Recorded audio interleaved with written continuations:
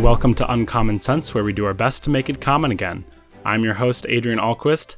Today I'm joined once again by Jeromy Darling, who is a successful actor and writer, soon to be successful. But yeah, we had him on the podcast when I first started, very, very soon after I started, and I didn't know what I was doing. I still don't know what I'm doing, but I'm really glad to have him back. You were very popular, actually. You're a popular guest. You took a risk. I appreciate it. Was a good risk. I appreciate that. Yeah. But how are you? Overall, my answer to that question is always very convoluted because in America, especially in Minnesota, the answer is like, I'm good. I'm not good. There are some, as always with life, really good things happening and really, really hard things happening. People that say life is a roller coaster, I was always like, yeah, I think it's kind of like always one really bad thing and one really good thing always sort of competing for your attention, especially in the life of a Christian. So there are things, I think the best answer is I'm very thankful. Mm-hmm. I'm very thankful and I'm working on my joy. And that's good. That's the Chestertonian way. He says thanks is the highest form of thought. It is. And we always try to be joyful. And that it's not the naive person who's joyful. Correct. But it's actually the person who is sometimes plagued by stuff that. Correct. Because joy is an act of the will. And when we have to kind of force ourselves to be happy, that doesn't mean be ignorant of the bad things that are happening. Or faking. Yeah. Mm-hmm. It's like it's a tangible sign. It's an incarnational sign of joy, of trust. Yeah. Joy is an outward act of showing I trust God ultimately for whatever He's doing. But we still have to pray for each other. That's for sure. Yes, so everyone who's watching, pray for us. Yes, please pray for us. And speaking of which, you should also pray for our conference, or come to it, and or come to it. Our conference, the annual. It's open now. It's open. It's open. We don't have a limit anymore. No restriction. That was a great email to get. For sure. Yeah. So the 40th Annual Chesterton Conference is happening very, very soon. It's on July 29th to 31st. In my 40th year. In your 40th? Oh, really? I turned 40 this year. That's congratulations. Wow. Yeah. The first Chesterton conference took place the year I was born. That's great. Yeah. I think there's something to that. 40 is a big number. Yeah. It's an important biblical number. Here's an important thing that ties this podcast to the conference. Jeromy Darling is going to be speaking at it. He's one of our guest speakers.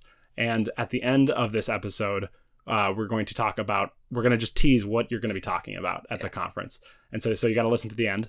Especially if you're a Chesterton fan, because it's going to blow your mind. Okay, cool. Now I want to know. But yeah, so go to chesterton.org/conference to register. You get a discount if you're a member, or if you put in the promo code podcast10 if you're listening to this and you're not a member. But yes, so go there. It's close to Chicago in Lisle, Illinois. And if you can't make it out there, which is understandable, we have a virtual option. So you can. I know, online. But you should really come in your body. Yeah. Okay, it's gonna be great. Amazing. I'm done with the promotion. So I want great plug. Yeah, I want to first ask about how it's going. Last time we talked about the fact that you recently converted, right? Yeah. God, when was that episode? Was that? That was about 46 weeks ago. 48 weeks ago. Was almost every week we do an episode. Holy cow. Yeah. Wow. Isn't that insane? Keep track. So, COVID, at least if you're in Minnesota, which is where we are, it feels kind of like it's behind us. It's probably why I couldn't place when we had done this, because I was like, did I come on your podcast 5 years ago? It kind of feels like 5 years have passed. I don't know about anybody watching, but I spent most of last year, like, it'd be a Saturday, and I'd be sitting going, is it Tuesday? I'm Wednesday? Sure a lot of people felt that way. Yeah. Or Flurb Day. I couldn't keep track of my days, timelines, everything was gone. This was actually coming on your show last year was probably one of the highlights. Thank you. 2020. Hopefully it's a highlight this time. So we slogged through the year. And I think I plugged, it might have been before I even knew I was going to do this play at Open Window Theater. So Open Window Theater is a theater, beautiful theater here in Inver Grove Heights in the Twin Cities. And we did an 8-month run of a show called Lolek, which was centered around the early life of Karl Wojtyla, also known as Pope St. John Paul the Great. And for those who don't know. Yes, for those who don't know. I played 5 characters in that play, and it was, as long as I live, it's probably, I'll never get to do a show like that ever again. Wow. It was unbelievable. What was it about? Was it about his life? So it was really circling on his years in seminary, in running the underground rhapsodic theater. So kind of right around the time his father died, before, shortly after, which I think was 1942, 43 kind of era is when so it was fictional, but based off a lot of true stories. It was written, an original play by Jeremy Stanberry, who runs Open Window Theater. So he's texted me in September of last year and was like, do you want to do a play with me and my wife, since we had been quarantining together and seeing each other? And I thought, oh my gosh, yes, please. Nice. I had no idea what we were in for. It was a very tight timeline. I had to do a German accent and a Polish accent and play 2 bad guys and 3 friends. I got to sing, cried almost every night in the show. It was just a profound play. We did a virtual recording, which is also unlike anything I'd ever done. Now, normally you do a virtual recording, they put a camera on a tripod and hit record, you do your play. We choreographed a cameraman into the play before we opened. That's right. I remember hearing about this. Yeah, it was unreal. And it is a 76-minute uncut performance of the play, with the cameraman moving the whole time, getting angles you would never see in the theater. Yeah, I think we want to do that for one of our Chesterton plays next year. I think it's a great idea. It was wild. And so that ended up getting the play all over the country. George Weigel caught wind of this. If you don't know who George Weigel is, he's kind of the premier expert on Pope St. John Paul the Great. Wrote 2 biographies, spent a lot of time with John Paul II. So I don't know if he actually ended up seeing it, but he had mentioned it on a podcast.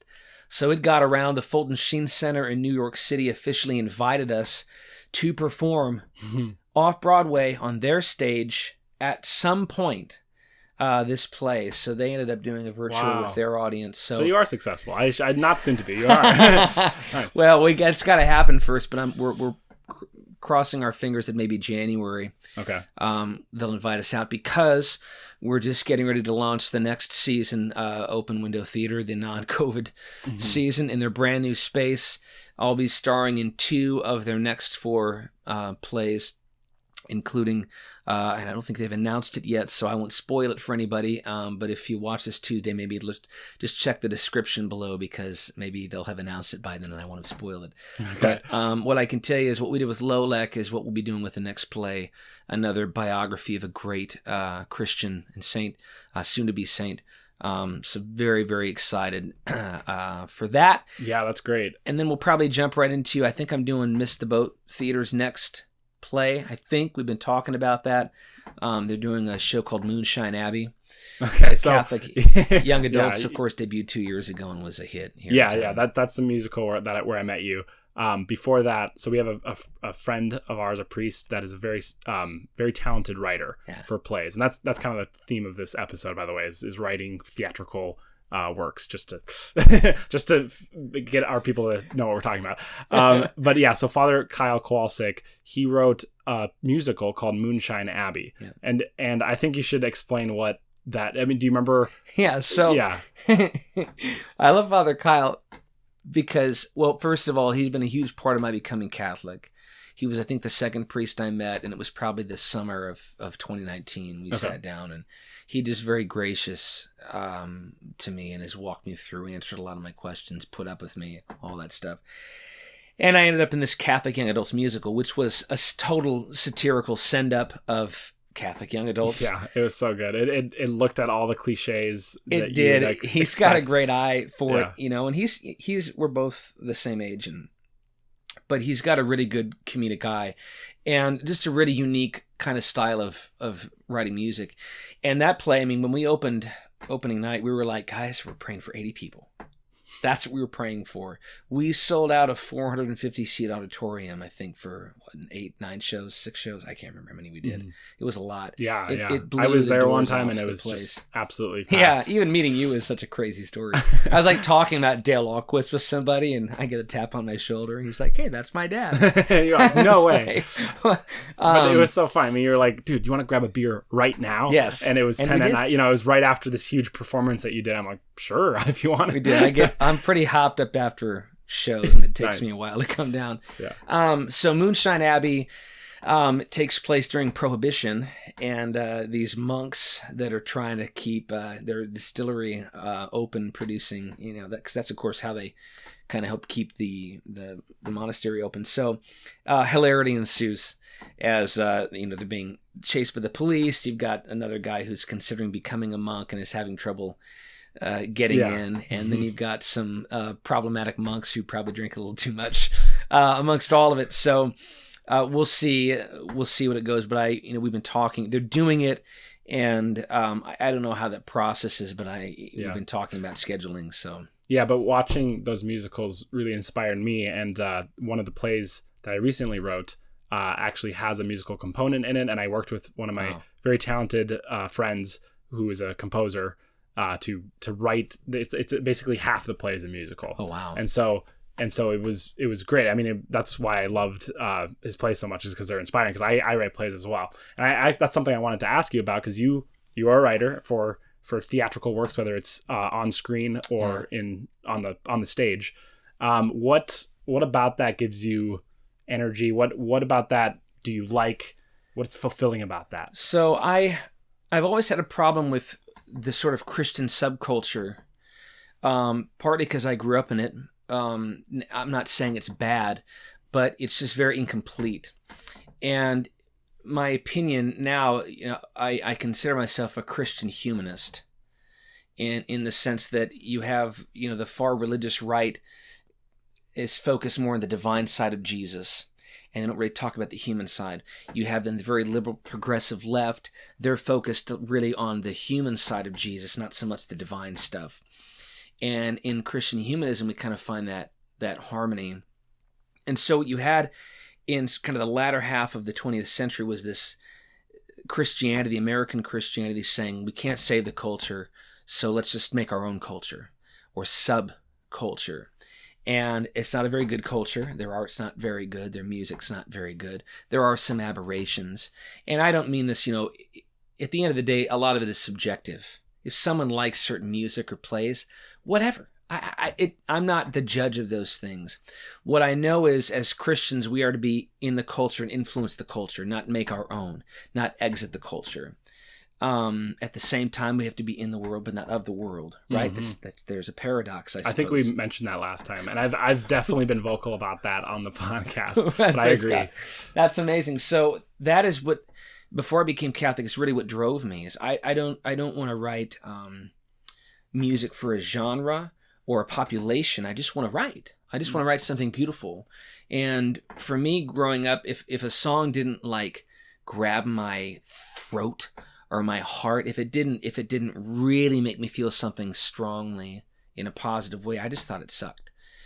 So, popular music and all that fluffy stuff, I just kind of rejected. There's a place for it, and I'm not saying, only music I like is great, but I was drawn to just bigger, weightier things. That's part of the problem. I agree. Yeah, that's part of the problem when certain churches want to imitate pop culture specifically. It's Correct. Specifically pop rock that really 70s feel, and it's like it doesn't work, because that's right. The kind of stuff that's very just shallow, and it doesn't hit deep. I mean, maybe it does for some people, and maybe it does for certain God songs. Could use anything in a certain person's moment in their life and their heart. But right. So I don't want to just cast this whole umbrella, but it's just true most of the time.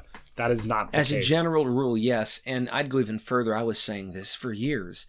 If we worship the creator of the universe, and he gave you the ability, the charism to create, then we owe it to him to innovate and not emulate. Exactly. Emulating is not art. I can't call myself a painter if all I do is repaint the Mona Lisa, well, this time I made her hair blonde. Like, you just make something of your own. Yeah. No, I just like painting the Mona Lisa. It's what's really popular right now. Well, okay, No. then don't call yourself an artist. Yeah. Entertainment's one thing. So when I approach art, whether it's writing music or writing stories, that has always been my approach. Is I want to say something beautiful, but not knock you over the head with theology or Christian ideas. Very much like Tolkien and Lewis did. I mean, in their time, it wasn't like you were walking around saying, you got to read this great Christian writer. His name is C.S. Lewis, and here's his book. They were just great writers.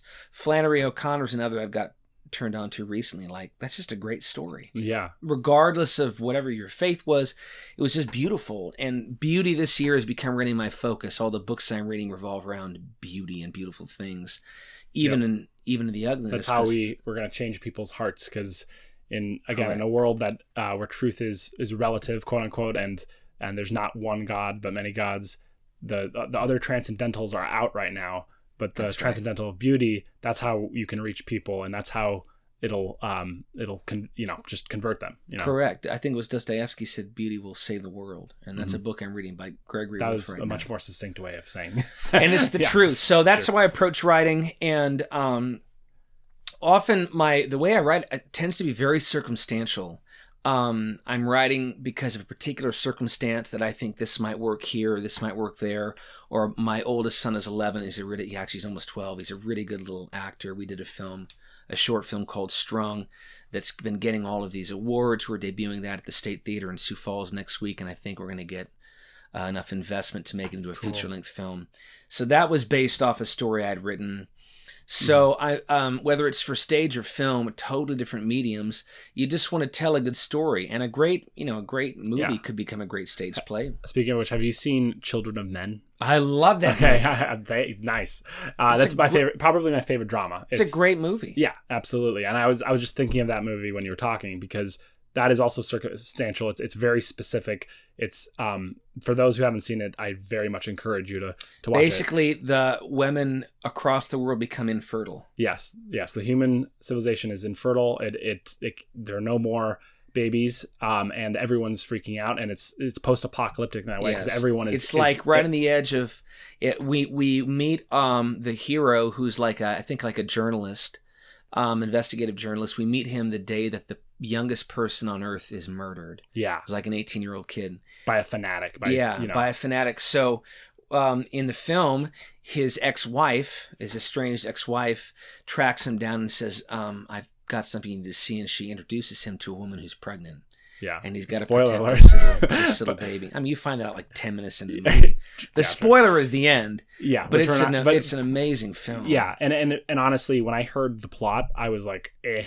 For some reason, the plot just didn't. It doesn't catch people, but you actually need to watch it. You need to watch it, and it hits different. It's very. It was very anxiety inducing. It kind of creeps up on you, the intensity of the film. Like, is just you kind of like, it's one of those movies you can't really relax. Yeah, but I remember one of the characters talking about how they've forgotten what a baby crying sounds like, and we always think, oh, annoying baby crying in mass or something, or anywhere, right? We're kind of, you don't really think about it. It's a nuisance, but this is a very Chestertonian. It's looking at a magnificent thing in a new light. Yes. Baby crying. It's the sign of life. Exactly, and oddly enough, that is this year what has motivated all of my writing is children, the beauty of children. I don't think we've ever seen a more child-hating generation than the one that we live in right now.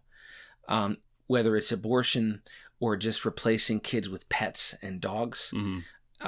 We are I've had one and that's all I want. I mean, yep. I rarely hear people talk about how much they love raising kids. It's always, oh, I've got 4 kids of my own. I would have another 20 if I could. I would have a baby in my arms all the time.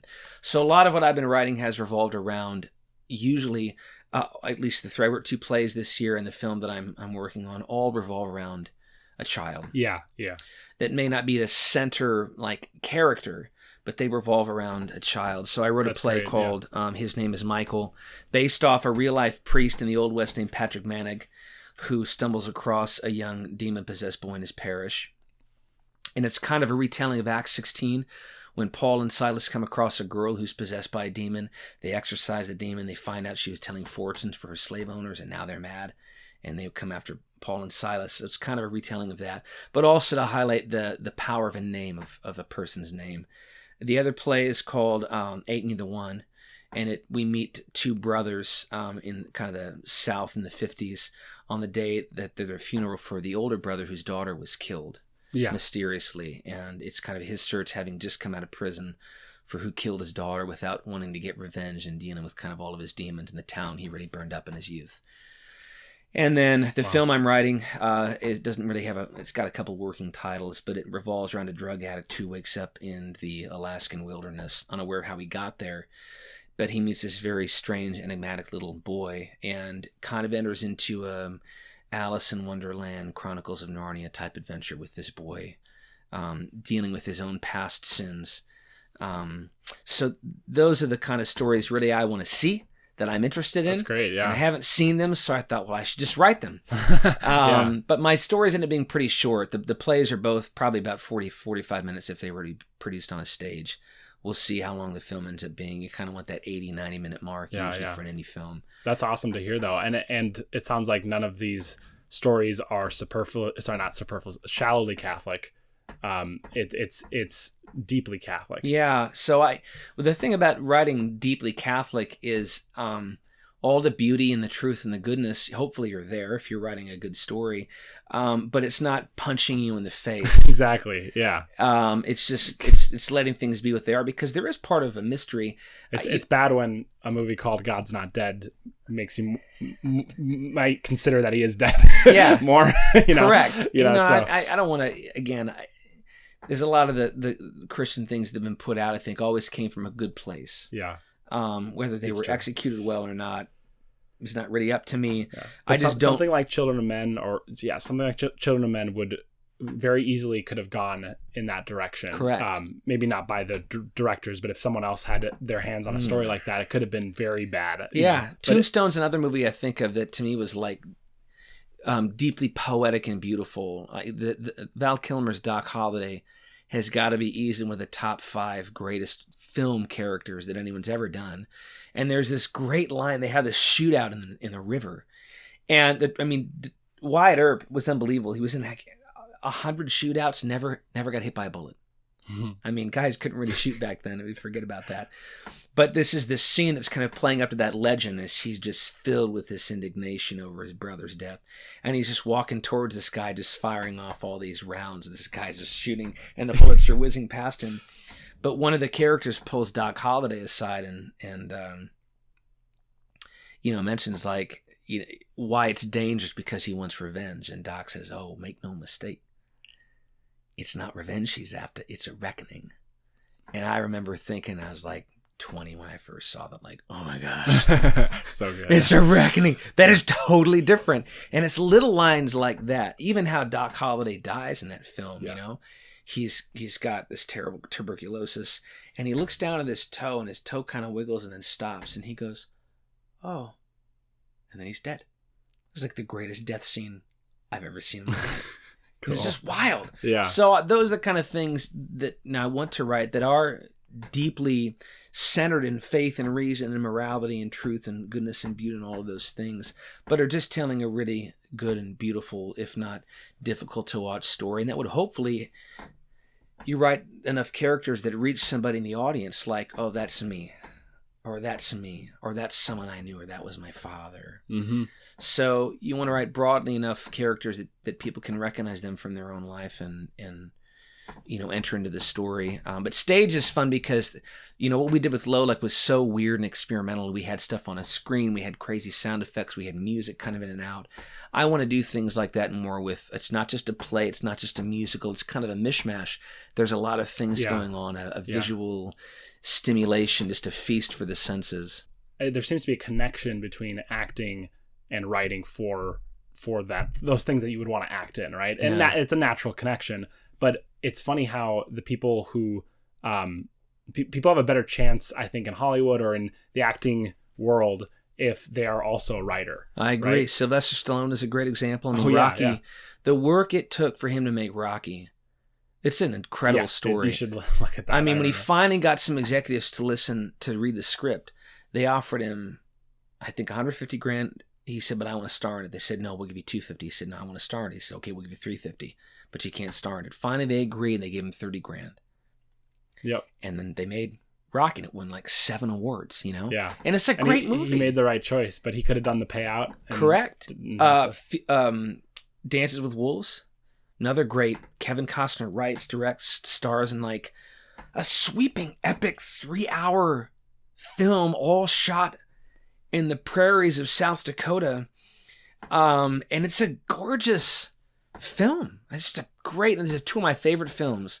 So that for me is really where I want to go. I've told some of my close friends, I guess now I'll make it public, I'm really not interested in working on other people's stuff. It was actually, it was actually, oddly enough, a very non-Catholic person, Judd Apatow, who wrote all the kind of filthy 40-year-old virgin and knocked up comedies. He wasn't Catholic? I bet he was a lapsed Catholic. I bet if you Google that, you'll find that he was a lapsed Catholic. But he gave some advice to some comedians, Seth Rogen and Jason something or other. Don't wait around for people to write stuff for you. Don't wait around for the perfect world to be written for you. Write it yourself. And both these comedians ended up going to have huge careers writing their own stories. So that's really what I'm interested in. Even if they're bad stories. But I mean, there's something to that. There's honestly something to that. Not to defend bad work, but Chesterton says, something worth doing is worth doing badly. Correct. And you could argue, okay, I've seen 40-Year-Old Virgin because I love Steve Carell, who's Catholic. I don't know if he's that committed. I didn't know that. Yeah, I love Steve Carell. I mean, The Office is probably one of my favorite shows. I've watched it so many times. Tremendous show. And Jim and Pam were Catholic in The Office. What do you know? But 40-Year-Old Virgin, actually, it was poking fun to an extent at people who save themselves for marriage, but he wins in the end by saving himself for marriage. And it was really profound seeing his friends' miserable lives, trying to sleep around and get laid and all of that, and how miserable they were and how happy he was, and how much more miserable he became when he tried to be like his friends. So there's a weird, like, Christian undertones in that film, masked in all kinds of really raunchy comedy. I don't want to write stuff like that.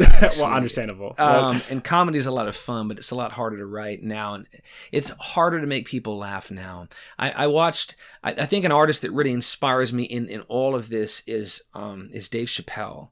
He did a stand-up on Netflix, was released last year, called Sticks and Stones. Yep, I watched that one. Now, there's a lot of bad words. There's a couple of jokes I do not agree with. Okay. But his dad is a philosophy professor, and he's got the philosophy bug. I've never seen someone make jokes and then all of a sudden just rip the bottom out of the whole room by making a really powerful philosophical point. And he was talking about abortion. He was getting all the crowd riled up. Men should just keep their mouths shut about women's bodies. And then everyone cheers. And then he goes, however, and then it gets quiet. If you can kill the baby, if you have a right to kill the baby, then I have a right to leave. And they're like, oh. And then the bottom drops out. Then he goes, or maybe we're just wrong about the whole thing. And I was like, there you go. Whoa! Not the whole thing, but most. But it was unexpected. It was interesting. Yeah. I mean, it was up there. I saw Eddie Murphy's Raw once, and I just remember being like, "Wow, this is filthy." But it was certainly explosive for its time. His outfit, everything Eddie Murphy brought, was Eddie Murphy. But I've never seen a stand-up like Dave Chappelle's Sticks and Stones. I mean, it was profound in its cutting social commentary. Yeah, at one point he says, "Hey, I'm going to do some imitations." And they're like, "Yeah, they're all ready." Dirt, if I find out you did something 20 years ago, I don't care what it was. If I find out about it, dirt, you're dead. And he was like, "Who's that?" Who's that? And then they're like, "Someone's like Trump." And they're like, "No, that's you. That is how you sound to me." I was dying. Yeah. It was extremely, and it was a beautiful piece of art to me. Mm-hmm. His timing's incredible. He is a really good actor as well. So he's just got that whole, that's the kind of art I'm interested in doing, just without all of the yucky stuff. But that kind of art is really powerful in that form. And you can do that in film. You can do that. I'll do that a little bit, I'm sure, in my lecture at the Chesterton. This might be a good segue because we're reaching our end. We have places to be. We do. What are you going to be speaking about at the conference? So I titled it on becoming a boy again, because when you become Catholic later in life, it necessitates emptying all of your intellect, or what you thought was intellect. And so there's this beautiful side of the adventure of wow, I'm like a kid and everything's new and exciting. And so there's a lot of that, but it's also really, really humiliating because I'm a grown man and now I'm a little boy again. Right. And everyone kind of thinks you're nuts. But remember what the Bible says. Yes.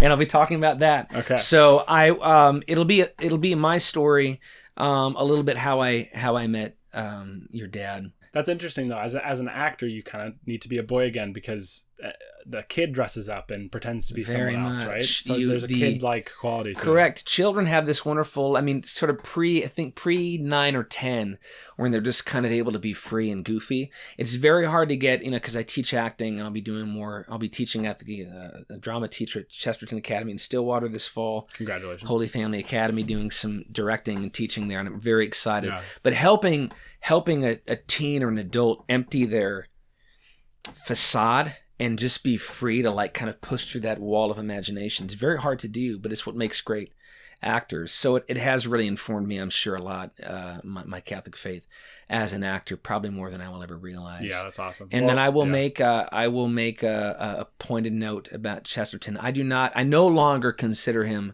what I would call a really intelligent, smart guy. You're going to make some audience members angry. Yeah. I'm but wait, give let what him I think finish. is a better description. Oh, you're not even going to say it? No, I'm not going to say it. All right. I guess, yeah, no. Good teaser. And everyone, if you come in person, you can meet Jeromy in person. Remember, please also, do. Yeah. And I'm going to be debuting. I'm going to bring my script of the film. A draft of the script. I'm going to offer a table reading one night during the Afterglow. If anybody wants to join me, I'll have a script. I'll need a couple of people to help read parts, but I'm going to offer a little private table reading of the film and just test it out with a friendly audience. We'll see what happens, because a lot of the film I'm writing was pulled from, inspired by The Everlasting Man. Yeah, that'll be really entertaining. The Afterglow, again, is where everyone gets together, has a drink, and they can just talk to whoever's there. And beef and beer, probably cigars. I'm going to bring some cigars. There'll be music. We'll have some people playing some instruments, I think. I don't want to say for sure, but there'll also be things like what Jeremy's doing. It's just great. It's a big Chesterton party. And I'm doing a song at the end of my lecture. Oh, really? I haven't told anybody that because yet, but Jeremy's also a singer. I'm going to close my lecture with, I'm going to save just about 4 minutes to do a little... That's awesome. Oh, dang it. I wish I had known that. But nice. Okay, so everyone, chesterton.org/conference. Remember, Seth Dillon is also going to be there, CEO of the Babylon Bee. Yeah, that's going to be amazing. Yeah. All right. Thank you, Jeromy. Thank you all. Thanks, brother, for listening. Until next time, help us to make uncommon sense more common.